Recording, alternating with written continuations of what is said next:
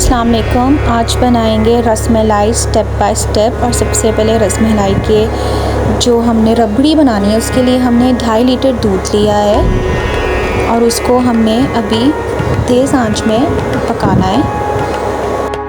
दूसरी पतीली में मैंने 3 लीटर दूध के लिए और इसको हमने हल्की मीडियम टू लो फ्लेम पे रखना है। इसका हमने पनीर बनाना है।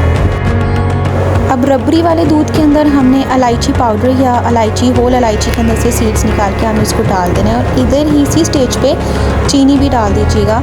मैंने 1/4 कप चीनी डाली, आप लोग अपने हिसाब से डाल दीजिएगा। और यहाँ मैंने आंच मीडियम टू लो फ्लेम कर दी थी। अब जिसका हमने पनीर बनाना है उसके अंदर हमने सिरका लिया है या तो फिर आप लेमन जूस ले सकते हैं, दोनों में से कोई भी एक चीज़। हमने इसको 1 टेबल स्पून तक ही देखना है, डाल के एक साथ नहीं डालना। टोटल मेरे 4 टेबल स्पून लगे थे 3 किलो के दूध में और इसको इतना हमने पकाना है ताकि पूरा दूध फट जाए। और अभी आपको आगे पता चलेगा किस तरीके से दूध की जो रंगत है ग्रीन से, जब अगर वो हो जाए इसका मतलब है पनीर जितना है अलग हो गया है पानी से और पानी ऊपर आ गया है।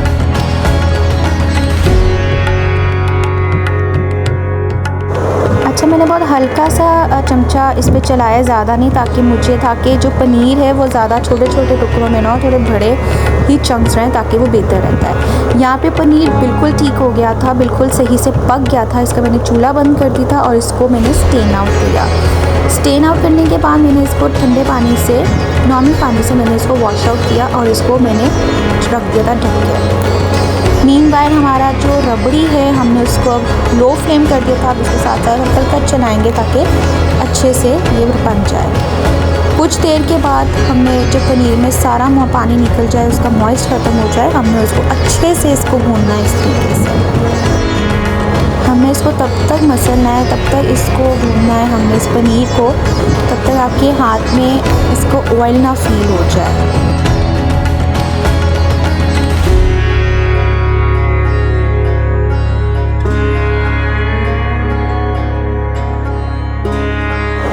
देखें 15 मिनट मैंने इसको अच्छे से गूंदा और देखें इसकी रंगत कितनी खूबसूरत और इतनी अच्छी सी हो गई है। जब हम इसके बॉल्स बनाएंगे बहुत अच्छे से बनेगा। यहाँ मैंने 3 टीस्पून डाला था, 1 टीस्पून करते हुए मैंने इसमें डाला था मैदा।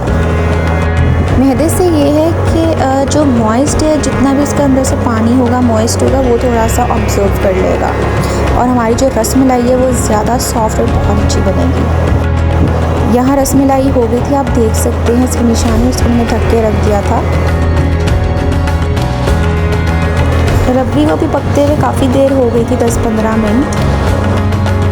10-15 मिनट बाद मैंने अपनी पसंद के ड्राई फ्रूट्स डाले थे। मैंने बादाम और पिस्ताशियोज़ डाले थे, आप कोई भी डाल सकते हैं। वैसे बादाम और पिस्ताशियोज़ ही ज़्यादा अच्छे लगते हैं।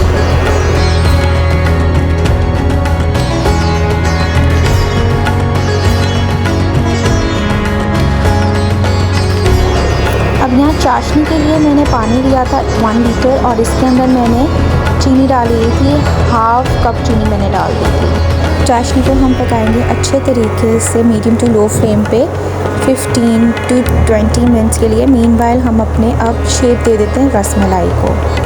आपने जो शेप देनी है आप देते हैं। मैंने ओवल भी शेप दी थी और साथ में मैंने राउंड भी दी थी शेप। मेरे टोटल 24 बने थे रसमलाई। स्टेप बाय स्टेप बिल्कुल ऐसे बनाइएगा, परफेक्ट आपकी रसमलाई बनेगी। और अगर आपकी रसमलाई में क्रैक्स आने, इसका मतलब है आपने ठीक से इसको गूंदा नहीं है। क्रैक्स नहीं आने चाहिए जब आप रसमलाई बना रहे हैं तो। और आप देखेंगे कि आपके हाथों में भी ऑयल आ रहा है और आपको ऑयल लगाने की ज़रूरत नहीं होगी। यहाँ पे एक टिप शेयर कर लूँ, चाशनी को आपने बहुत अच्छे से पकाना है ताकि जब आप चाशनी में अपनी रसमलाई डालें तो वो टूटे ना। अगर वो टूट गई तो फिर इसका मतलब है आपकी जो चाशनी वो ठीक से नहीं बनी। अब यहाँ पे चाशनी मेरी तैयार थी। चाशनी के अंदर मैंने कुछ नहीं डाला, सिर्फ चाशनी ही बनाई है। और मैंने साथ ही जैसे ही ये हो गया था 20 मिनट बाद मैंने इसके अंदर अपने रसमलाई डाल दी थी।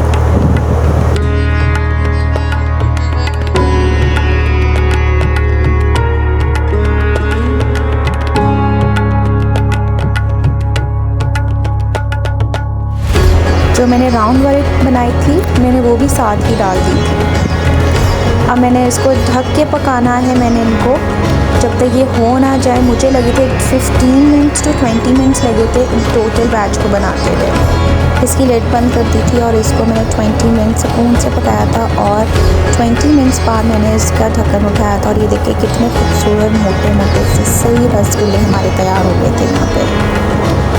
वैसे फ्लिप करने की ज़रूरत नहीं थी क्योंकि वो जो बबल्स आए थे वो उसी में ही पक रहा था, लेकिन फिर भी मैंने साइड पे हल्का हल्का सा मैंने इसको फ्लिप किया था। और एक और टिप भी है यहाँ पे, जब आप ये बनाएं किसी खुले बर्तन में ही बनाइएगा क्योंकि आपके जो रसगुल्ले होते हैं, रसमलाई, वो आपको उसमें फूलना होता है। अब एक बाउल में मैं ठंडा पानी और बर्फ़ डाल के अपने जितनी भी रसगुल्ले मैंने बनाए थे उन सबको मैं इसमें ड्रॉप कर दूँगी। ये बहुत मेन स्टेप है, आपके रसगुल्ले बहुत मज़े के बनेंगे। चाशनी से निकाल के सीधा गरम गरम आम इसमें डाल देना है। जो ओवर कुक है वो भी ख़त्म हो जाएगा और आपका जो रसगुल्ले हैं वो ज़्यादा फ्लेवरफुल और बहुत ज़्यादा सॉफ्ट बनेंगे। तो ये स्टेप करना बहुत ज़रूरी है। आपने इसमें तब तक रखना जब तक आपके जो रसगुल्ले हैं वो पूरा फ्लोट होके आराम से बैठ ना जाए और ऊपर ना आ जाए। अभी तो ये अंदर बैठे, जब ये ठंडे हो जाएंगे ऊपर हो जाएंगे। आफ्टर 20 मिनट्स जब वो ठंडे हो गए थे पूरे तरीके से, मैंने पहले अपनी रबड़ी डाली थी जो कि तैयार हो गई थी। देखिए इस तरह से येलोइश कलर इसका होना चाहिए और थिक ज़्यादा अच्छी लगती है। अब रसगुल्ला पकड़ने आना उस ठंडे पानी से और इस तरीके से आपने इसको मैश कर देना है। बेफिक्र रहेगा, अंदर जाके रबड़ी में इन्होंने फूलने हैं। ये इतने सॉफ्ट हैं कि इन्होंने पतले जितने भी आप करेंगे इन्होंने फूलना ही है अपनी रबड़ी में जाके, तो इस चीज़ की टेंशन मत रखिएगा। सारे रसगुल्ले को हम इसी तरह स्क्वीज़ करेंगे उसके पानी में से और अपनी रबड़ी में मिश्रा से डाल देंगे। ऊपर से गार्निश करेंगे अपने फेवरेट ड्राई फ्रूट्स और फिर इसको ओवरनाइट के लिए फ्रिज में रख लीजिएगा या तो मैक्सिमम इसको रखिएगा 4 आवर्स खाने से पहले। सेम अपने दूसरे जो हमने राउंड रसमलाई के लिए लिया था, सेम वही प्रोसीजर है। इसको स्टेप बाय स्टेप फॉलो करिएगा, आपकी बहुत अच्छी रसमलाई बनेगी।